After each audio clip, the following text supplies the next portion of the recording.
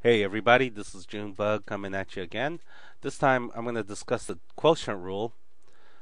Okay, now this isn't as complicated as it looks. Now, forget about this, the function of f of x, g of x, h of x, and even ignore all this for a minute. Let's look at the multiplication rule, right? Remember we did f prime times g plus g prime times f, right? Now what we're going to do is we're going to flip this, okay? So that means this would go in the front and this would go in the back, and you subtract. So what we're going to do is we do v times g of x, okay? So we assign this as a v, right? And g of x. So the derivative of the second times the first, the function of the first item, and the derivative of the first item multiplied by the second item. So remember, we leave these two alone, right? Okay, over divided by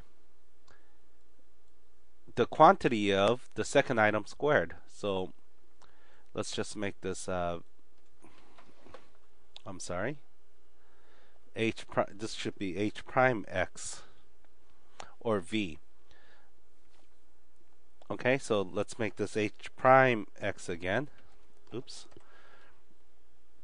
Okay, so what that means is we have to actually work this out.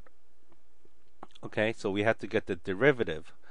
So what we're going to do is let h of x equal v and g of x equal u. Okay? It's the same concept as a product rule, except you're subtracting. So let's look at this example here. Sine x divided by x. So what we're going to do is we're going to make sine x u and x equal v.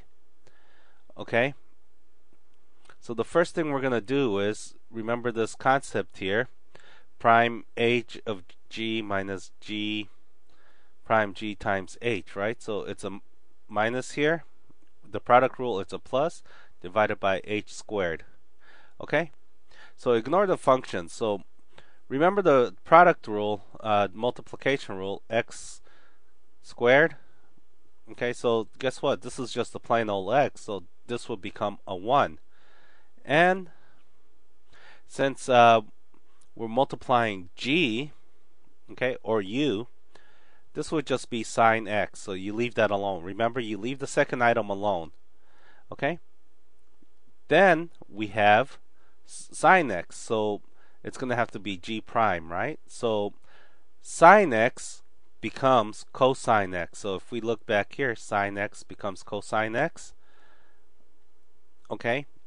Multiplied by h, which is x. So it would become cosine x or x cosine x. And then remember, we have the division. So this will become sine x minus x cosine x over x squared. So that's how you would do the division. Okay, so I'll go ahead and leave links and resources on the show description. But once again, let me put this simply.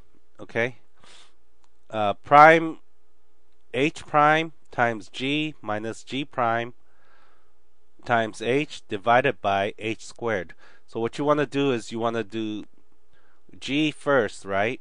G minus h. Think of it as this: g minus h, and then the opposite goes in front of the first, and the opposite of the second would go here. So over h squared. So the second item would be squared. So once again, sine x over x, right? So since this is v, right? So we have it here, right? V. So this is v. So we have to find the derivative, so that v becomes a 1, and g of x, okay, or g is 1, right? So 1 times sine x minus u, which is sine x, which becomes cosine x, or we could say g prime cosine x times h, which is, or h of x, which is x, so cosine x. So if you have any questions, go ahead and feel free to leave a comment or send me an email. Okay? And thank you for watching, and happy studying, you guys.